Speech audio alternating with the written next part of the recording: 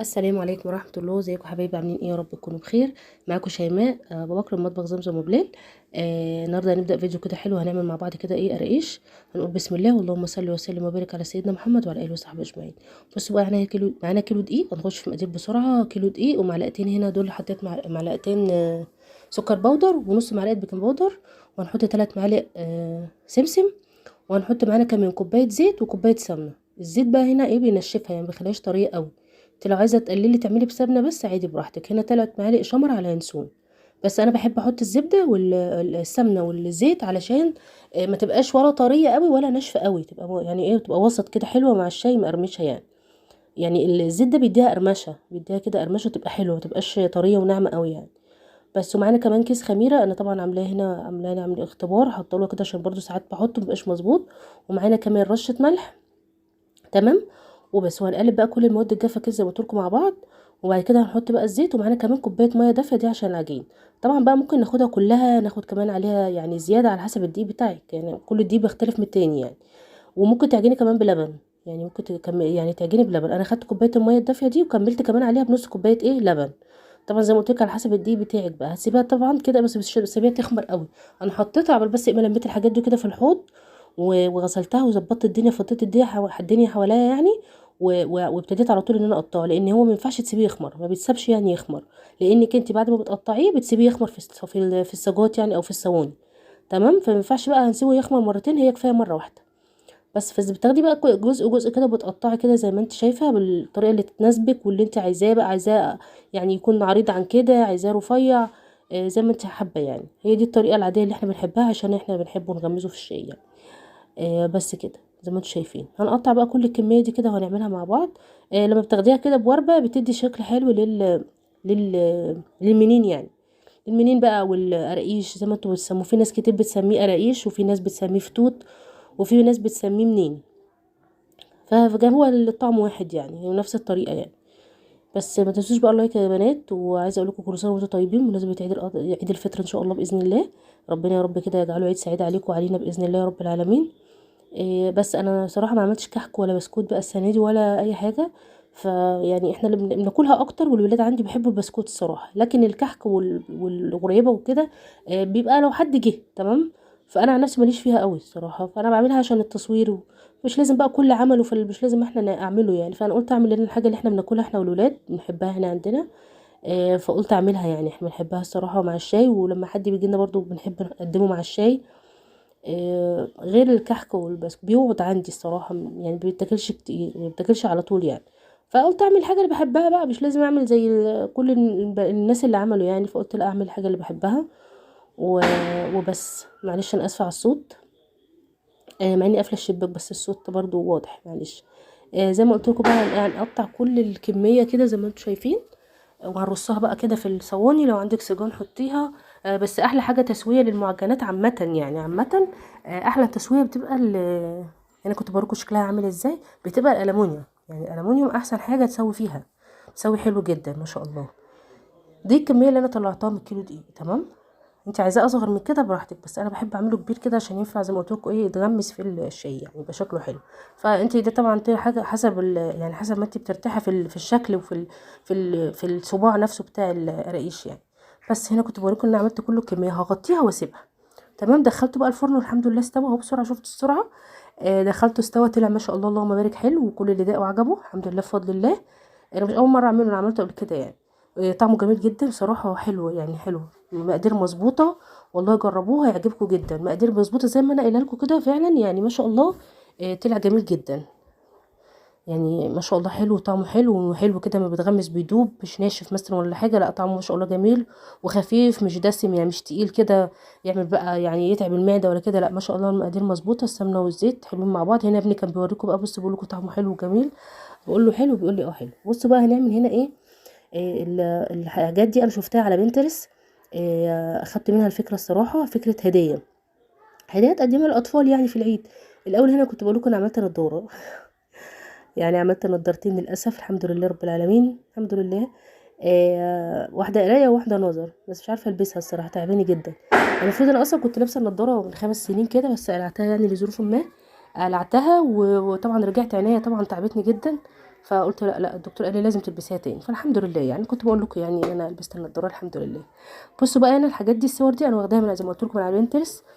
خدتها نزلتها عندي على التليفون ورحت طبعتها من اي مكتبه.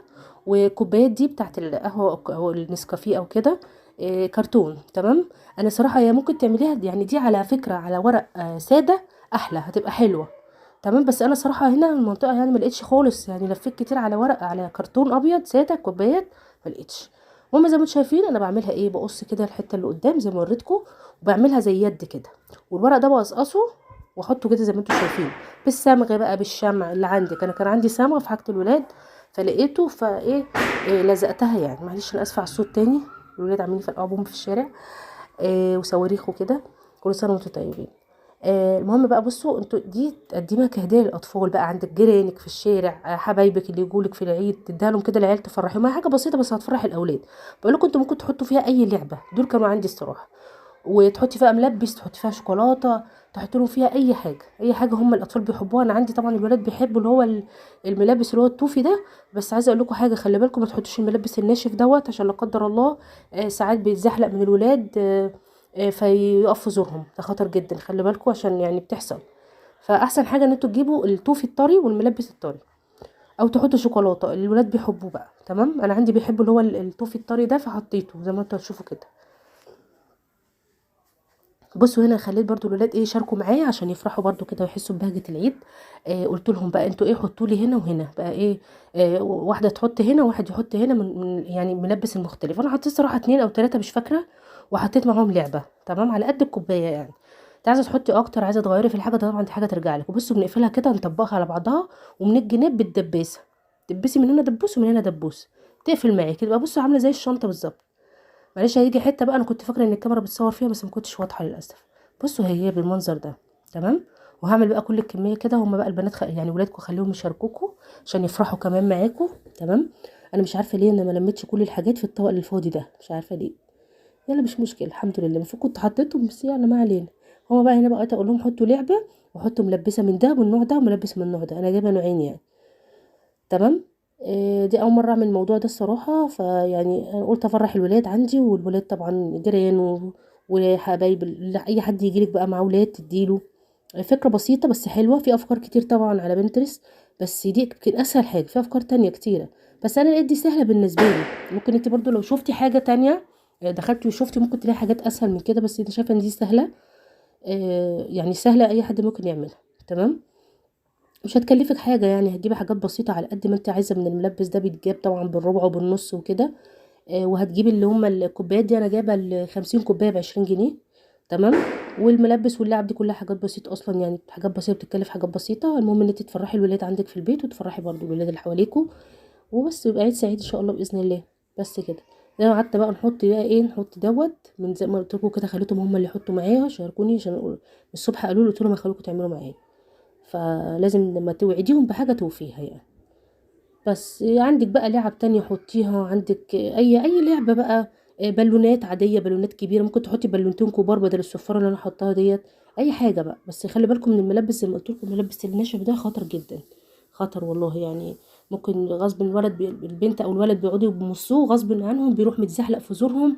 حصلت معانا مع كذا حد بتبقى صعبة بيقفل القصبة الهوائية الطفل مبقاش عارف يتنفس. فربنا يسترها يا رب عليكم على ولادكم يا رب وعلى ولادنا ان شاء الله ويحفظهم ويرزق كل مشتاق يا رب بالذريه الصالحه قادر كريم يا رب العالمين في الايام المفترجه دي باذن الله. خلوا بالكم من الموضوع هتدوه ملبس ناشف اكسروه كسروه او قولوا لهم لو هو الولد كبير شويه قولوا كسره وهو واقف كده قدامك قولوا كسره. لازم الاطفال طبعا الصغننين خالص بعد مثلا 3 سنين ولا حاجه ما تدولهمش حاجه زي كده يعني نهائي خالص يعني. خلي بالكم تكسرها له كده اهو بالورقه بسنانك عادي بالورقه ما تحطهاش في بقك كسرها له وتديها له هو يفتحها وياكلها كذا حته. وخلي بالكم برضو من السوداني عشان احنا داخلين على العيد طبعا نجيب فول سوداني وربنا يسترها يا رب. بيقولك الفول برضو دوت لازم تخلي الولد يندغه خطر جدا. شفت قبل كده الدكتور بيقولك يعني جالهم كذا حاله بيقولوا كده برضو ان الفول السوداني ده لا قدر الله برضو بيقف بيدخل جوه في القصبه الهوائيه وبيعمل مشاكل. برضو ده ممكن يقفل التنفس ويخنق العيل برضو لا قدر الله. خلي بالكم السوداني يبقى العيل ايه ياكله يعني يمضغه فاهمني. ما يخلوش في بقه كده زي ملبسه لا تقولي له كلها على طول.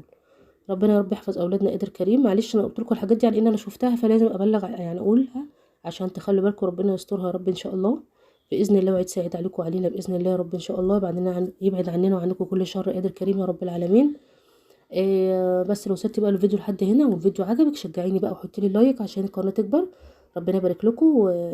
وبس انا كده كنت عملت كل الكميه زي بنفس الطريقه زي ما وريتكم، عملتها بقى مع نفسي، وريتكم كام واحده وانا عملت ايه مع نفسي كده. دي بصوا دول كده منظرهم، هي ولو كانت بيضه كانت هتبقى حلوه برضو، وانا شايفه برضو ان دي شكلها حلو مش وحش يعني. بس لو لقيته بيضه احسن. انا قلت انزل لكم الفيديو النهارده يعني ممكن سهله ان انت تحقق تنفذيها حتى لاولادك بكميات قليله، يعني مش لازم الكميات دي. بصوا انا هنا كنت بوريكم، بصوا لزقته كله وعملته بقى. بصوا كان المنظر ده شكلها شيك جدا والله، حلوه ولذيذه يعني، بسيطه بس حلوه يعني. بصوا وكده هتفرح الولاد، انتوا عارفين اقل حاجه بتفرح الولاد يعني اهي. بصوا كله بقى كده عملته بنفس الطريقه. انت الورق ده ممكن تلزقيه بالشمع او تلزقيه بالصمغه، يعني انا لزقته بالصمغه. كنت بوريكم بقى هنا كل الكميه كده عملناها بنفس الشكل تمام. بس مش عايز تقف. شكلهم حلو ما شاء الله. يا رب يعجبكم الفيديو، وزي ما قلت لكم اللايك ده اهم حاجه والله، يعني اللايك ده بيخلي الفيديو يروح لناس كتير، فاهميني؟ بس دعواتكم بقى لينا كده في الايام المفترجه دي، ربنا يكرمنا ويسترها معانا دنيا واخره ان شاء الله، ويحفظنا ويكفينا شر الامراض باذن الله، ويكفينا ويكفيكم شر الامراض. بدعي لكم والله ربنا يستركم دنيا واخره باذن الله، ويكفيكم شر الامراض اهم حاجه، والستر والصحه دي بالدنيا كلها الحمد لله.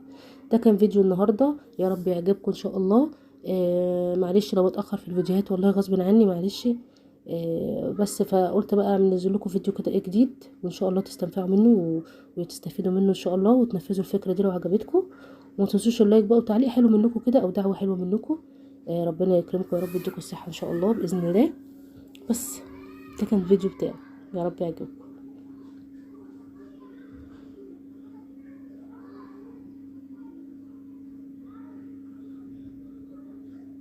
شفتيني رصيتهم ازاي؟ كل ده يتشال تاني. بس والسلام عليكم ورحمه الله وبركاته.